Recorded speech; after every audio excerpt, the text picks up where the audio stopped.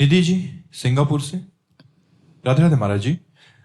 महाराज जी, ये प्रश्न बहुत जो इस साधन मार्ग में चलते हैं, नए नए प्रवचन आदि सुन के उनके मन में आता है कि मैं बहुत समय से दीक्षा लेने की सोच रही हूँ, पर हर बार मन ये सवाल उठाता है कि यदि मैं निर्वाह नहीं कर पाई तो मेरा कोई अपराध बन जाएगा, और मतलब फिर मेरे को नहीं, में क्या करना। डरो मत।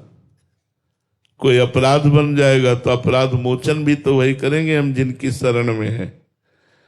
हमको तत्काल इस विषय पर कदम उठाना चाहिए कि हम कल जिए कि न जिए, शाम तक श्वास रहे कि न रहे, लेकिन यदि हम गुरुमुख हो गए, गुरु की शरण में हो गए और उनके बताए हुए नियमों के अनुसार कुछ भी चल पाए तो हमारा मंगल हो जाएगा। हमारे गुरुजी हमें नरक जाने से बचा लेंगे, हमारे गुरुजी हमारा कल्याण कर देंगे, हमारा मंगल कर देंगे। गुरुमुख होकर के ही शरीर छोड़ना चाहिए, और कब छूट जाए शरीर इसका पता नहीं। इसलिए ये मत डरो कि कहीं कोई अपराध बन जाएगा, हम निर्वाह ना कर पाए। निर्वाह करवाएंगे गुरुदेव। तुम तो केवल गुरुदेव की शरण में हो, गुरुदेव के हाथ की कठपुतली बन जाओ, सब निर्वाह हो करवा लेंगे। सारी सामर्थ्य गुरुदेव की काम करती है। हम आपसे सच्ची कहते हैं, हम में कोई सामर्थ्य नहीं, गुरुदेव इष्ट की कृपा काम कर रही। वैसे ही आप शरण में हो जाओ, शरण में हो जाओ तो वो तुम्हारी रक्षा करेंगे, वो तुम्हें चलाएंगे, वो तुम्हें बल देंगे। पहले शरण में तो हो, डरो मत कि कोई अपराध बन जाए। अपराध बन जाएगा तो अपराध मोचन भी तो वही करेंगे। हम उनकी शरण में, हम उनके बच्चा हैं, कहाँ जाएंगे? अगर माँ की गोद में बच्चा शौच कर देता है तो कोई अपराध माना जाता है क्या? क्योंकि वो बच्चा है तो हम बच्चे ही हैं, हम गुरुदेव के सामने बच्चे ही हैं। यदि हमारे द्वारा कोई त्रुटि हो जाती है, गलती हो जाती है, तो गुरुदेव इतने कृपा सिंधु हैं कि वो मानते ही नहीं, वो कृपा करके क्षमा कर देते हैं। इसलिए आप गुरुदेव की शरण में होइए, समय नष्ट मत कीजिए, साधना में लगिए।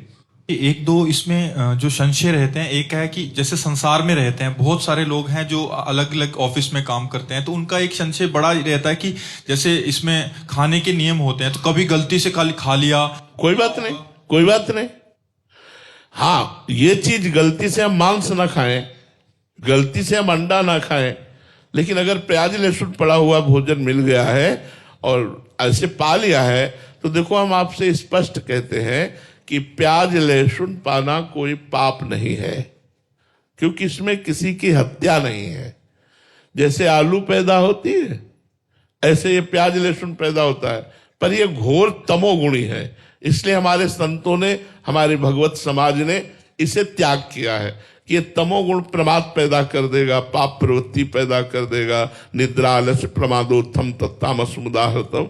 इसलिए इसका त्याग किया गया है। यदि आप दीक्षा लिए हो, ना पाओ बहुत अच्छा है, लेकिन सर्विस में हो, आपकी रसोई में वही बनता है, तो आप भगवान नाम लेकर पाओ और खूब नाम जप करो, मंत्र जप करो। इसलिए कह रहा हूं कि कम से कम नाम जप और मंत्र जप तो होगा। आप उसके लिए कि जब हम प्याज लहसुन छोड़ेंगे तब हम नाम जप करेंगे, तो पता नहीं हम जिए कि ना जिए। प्याज लहसुन को निमित्त बनाकर हमारा जीवन व्यर्थ चला जाए, नहीं, बिल्कुल ऐसा नहीं। बहुत से विद्यार्थी हैं, बहुत से हमारे सर्विसमैन हैं, बहुत से व्यापारी हैं जो देश विदेश जाते हैं। हम ये प्रार्थना करेंगे कि आप मांस मत खाओ, आप शराब मत पियो, आप अंडा मत खाओ। इसमें दूसरे जीवों की हिंसा और अपनी बुद्धि का भ्रष्ट होना। लेकिन अगर कहीं ऐसा, कोशिश करो कि प्याज लहसुन ना पाओ, लेकिन अगर ऐसा है कि आप बिना प्याज लहसुन के भोजन के मिलता ही नहीं है, तो आप पाओ, राधा राधा जपो, आपका मंगल होगा, आपका कल्याण होगा, निश्चित समझो। आप इसमें डरो मत। दूसरा डर ये रहता है महाराज जी कि जैसे गुरु द्वारा कुछ नियम मिले जाते हैं, जैसे 11 माला करनी है, तो कभी छूट गया तो फिर बड़ा अपराध लग जाएगा। देखो उसके नियम बताए। जैसे हम मान लो बोला कि 11 माला आपको करना है, अब आपके आज के 11 माला गए, अब कल बैठ के 22 माला जपने का टाइम नहीं है, तो 12 माला कर लो। 11 दिन 12 माला कर लो, हो गया। एक एक माला रोज बढ़ाते चले जाएंगे तो 11 माला का क्रम पूरा हो जाएगा। 2 माला बढ़ा दिया तो और कम हो जाएगा, 3 माला बढ़ा दिया तो और कम। हम इस तरह का जोड़ रखे। मानो 2 दिन हम 11 दूनी 22 माला जपना चाहिए, हम नहीं जप पाए। अब हम जपना जब शुरू करेंगे तो 22 को हम पूरा करेंगे। एक एक 2-2 माला रोज बढ़ा करके 22 संख्या को पूरा कर देंगे। गुरु आज्ञा पूरी हो गई। और जी एक और रहता है कि कभी 15 दिन हॉस्पिटल में रहना पड़ गया तो कितने पीछे छूट जाएंगे, फिर वो पूरा ही छूट जाएगा। नहीं, अस्वस्थ अवस्था में नियम का पालन ना होने पर उसे अपराध नहीं माना जाता। यदि आप बीमार हो, 20 दिन 25 दिन आपसे बिल्कुल भजन नहीं हुआ, तो वो आपका अपराध नहीं माना जाएगा, क्योंकि आप अस्वस्थ हैं। स्वस्थ अवस्था में, अब जैसे बेटी का ब्याह है, वो कार्यक्रम में फंसा हुआ है, वो 11 माला लेके थोड़ी बैठेगा, वहां तो बहुत से कार्यक्रम है, तो 2 दिन 3 दिन 4 दिन उत्सव संपन्न किया और एक एक माला रोज बढ़ा दिया, महीने में पूरा हो जाएगा।